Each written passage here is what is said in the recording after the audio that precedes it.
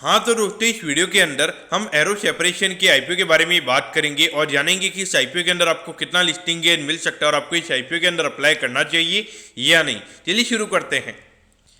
तो देखिए, सबसे पहले हम ये जानेंगे कि ये कंपनी क्या काम करती है। तो देखिए, जो कंपनी है 91 में ये कंपनी स्टार्ट हुई है, यानी कि लगभग 30 से 32 साल ये कंपनी को स्टार्ट हुए हो चुके हैं। देखिए, जो कंपनी है ये कंपनी जो तरह तरह के जो ड्रायर्स होते हैं वो ये कंपनी हमें यहाँ पे बनाती हुई नजर आती है और उसे ये कंपनी हमें यहाँ पे एक्सपोर्ट या फिर जो आउट ऑफ इंडिया ये कंपनी हमें एक्सपोर्ट करती हुई नजर आती है और जो डोमेस्टिक मार्केट है उसके अंदर ये कंपनी हमें सेल करती हुई नजर आती है। अगर हम कंपनी के प्रोडक्ट पोर्टफोलियो की अगर हम बात करेंगे तो यहाँ पे जो वैक्यूम डबल ड्रम ड्रायर होता है वो ये कंपनी हमें बनाती हुई नजर आती है।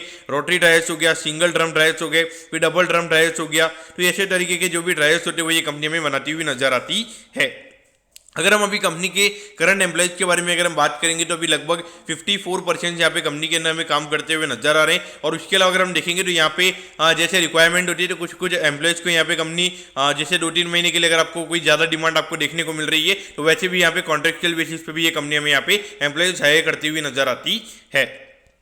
अब अगर हम यहाँ पे कंपनी के ऑब्जेक्टिव की अगर हम बात करेंगे, यानी कि जो आईपीओ से कंपनी को पैसा मिलने वाला है उससे कंपनी कैसे यूटिलाइज करने वाली है, तो देखिए यहाँ पे एक एनबीएफसी से कंपनी ने लोन ले रखा है, तुझे यहाँ पे कंपनी को रीपे करना है, तो उससे रिगार्डिंग यहाँ पे कंपनी का आईपीओ में यहाँ पे आता हुआ नजर आ रहा है। और उसके अलावा अगर हम देखेंगे जो वर्किंग कैपिटल की रिक्वायरमेंट होती है, यानी कि जो डेली टू डेली कैश के रिक्वायरमेंट्स होते हैं उसके रिगार्डिंग यहाँ पे ये जो कंपनी का आईपीओ है वो में यहाँ पे आता हुआ नजर आ रहा है।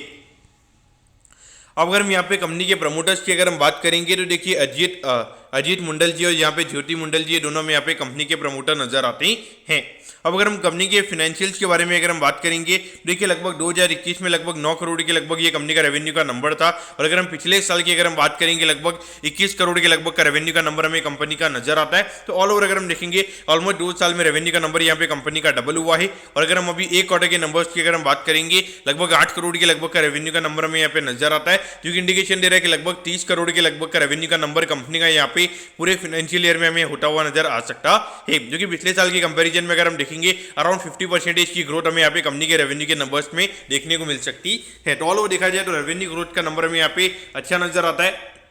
लेकिन देखिए अब यहाँ पर एक्चुअली में अगर हम इसको अगर हम एनालिसिस करेंगे तो यहाँ पे वॉल्यूम ग्रोथ कितना है और यहाँ पे जो इन्फ्लेशन से हमें ग्रोथ देखने को मिला है वो कितना है वो भी यहाँ पे देखना काफी ज्यादा जरूरी रहेगा। क्योंकि देखिए एक तरीके से अगर आप देखोगे जितने भी ड्राइव्स की अगर हम बात करेंगे मार्केट में तो काफी ज्यादा इन्फ्लेशन हमने देखने को मिला है, लगभग 30-40% से ज्यादा में प्राइसेस बढ़ती हुई नजर आई है। तो इस पॉइंट से अगर आप देखोगे जब इतना ज्यादा प्राइसेस ऑल ओवर जी बोर्ड अगर जब हमें बढ़ता हुआ नजर आता है तो वहाँ पे जो रेवेन्यू ग्रोथ हमें देखने को मिल रहा है क्या ये प्राइसेस की वजह से हुआ है या फिर ये वॉल्यूम ग्रोथ की वजह से हुआ, ये एक डेफिनेटली ये डिफरेंस देखना बहुत ज्यादा जरूरी यहाँ पे रहेगा। अब अगर हम यहाँ पे प्रॉफिटेबिलिटी की बात करेंगे 2021 में ये कंपनी लॉस में थी, फिर 9 लाख का प्रॉफिट भी ये कंपनी आई थी। और पिछले साल अगर हम देखेंगे 1.69 करोड़ के लगभग का प्रॉफिट ये कंपनी ने कमाया है। और अगर हम अभी एक क्वार्टर की अगर हम बात करेंगे लगभग 65 लाख रुपए के लगभग ये कंपनी ने अभी प्रॉफिट कमाया है। और अगर इसको ईयरली बेसिस पे करेंगे लगभग 2.5 करोड़ के लगभग का जो प्रॉफिट है कंपनी का वो ये फाइनेंशियल ईयर में हमें देखने को मिल सकता है। अब अगर हम आईपीओ की डिटेल्स के बारे में अगर हम बात करेंगे तो देखिए 16 तारीख को ये आईपीओ में ओपन होता हुआ नजर आएगा और 20 तारीख को ये आईपीओ में क्लोज होता हुआ नजर आएगा। यहाँ पे 233 के कट ऑफ प्राइस पे ये कंपनी हमें शेयर देती हुई नजर आ रही है। 600 शेयर्स का हमें यहाँ पे लॉट नजर आता है, यानी कि लगभग एक लॉट को अप्लाई करने के लिए यहाँ पे 1,25,000 रुपए के लगभग आपको यहाँ पे लगने वाली है। अब अगर हम यहाँ पे इशू साइज की अगर हम बात करेंगे लगभग 13 करोड़ के लगभग का इशू साइज हमें यहाँ पे नजर आता है। और यहाँ पे 50% के लगभग का रिटेल कोटा है, यानी कि लगभग 6 से 6.5 करोड़ के लगभग का रिटेल कोटा हमें यहाँ पे कंपनी का नजर आता है। और ये जो कंपनी है कंपनी हमें बीएससी के एसएम प्लेटफॉर्म पे ये कंपनी हमें लिस्ट होती हुई नजर आएगी। अब अगर हम यहाँ पे टाइम टेबल के बारे में अगर हम बात करेंगे तो देखिए यहाँ पे 23 तारीख को आपको पता चल जाएगा कि आपको अलॉटमेंट मिला है, यानी अगर अलॉटमेंट नहीं मिलता है 24 तारीख को रिफंड मिल जाएगा, 28 तारीख को आपके डीमेट अकाउंट में शेयर आ जाएंगे अगर आपको अलॉटमेंट मिलता है, और 29 को ये कंपनी हमें लिस्ट होती हुई नजर आएगी।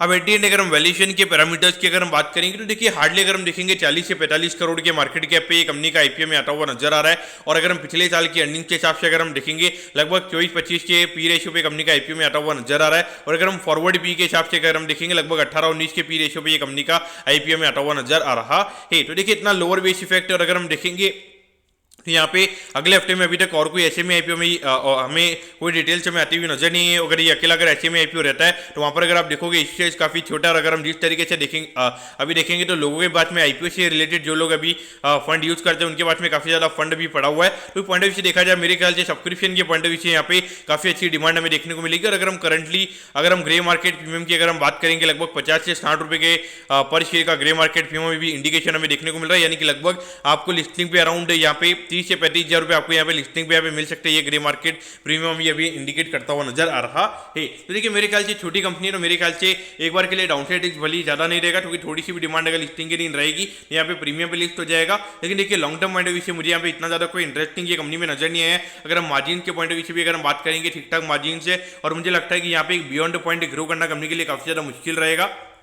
और अगर हम कंपनी के ऑब्जेक्टिव की अभी अगर हम बात करेंगे, एक नॉर्मली सिर्फ यहाँ पे डायरेक्ट रीपेमेंट करके यहाँ पे कंपनी का आईपीओ में आता हुआ नजर आ रहा है, कुछ इतना ज्यादा इंटरेस्टिंग नहीं है। तो डेफिनेटली यहाँ पे लिस्टिंग इनके लिए अप्लाई करना चाहिए। अगर आपको अलॉटमेंट आ जाती है तो मेरे ख्याल से यहाँ पर आपने लिस्टिंग पे सेल करना चाहिए। अगर अलॉटमेंट नहीं आती तो मेरे ख्याल से आपने यहाँ पे लिस्टिंग पे जाके बाय नहीं करना चाहिए। और मुझे लगता है कि यहाँ पे भले एक बार के लिए शॉर्ट टर्म में जो ग्रे मार्केट का प्रीमियम है वो यहाँ पे थोड़ा मैनिपुलेटिव हो सकता है, लेकिन फिर भी मुझे लगता है कि एक बार के लिए ये जो कंपनी ये प्रीमियम पे हमें लिस्ट होती हुई नजर आएगी तो डेफिनेटली लिस्टिंग इनके लिए अप्लाई यहाँ पे किया जा सकता है। दोस्तों मैं होप करता हूं कि एरोहेड सेपरेशन के आईपीओ के बारे में आपको सब कुछ समझ में आ गया होगा। अगर आपकी कोई भी क्वेरीज है आप कमेंट कीजिए, मैं जरूर आपके कमेंट पर रिप्लाई करूंगा। ओके दोस्तों, thank you, have a nice day.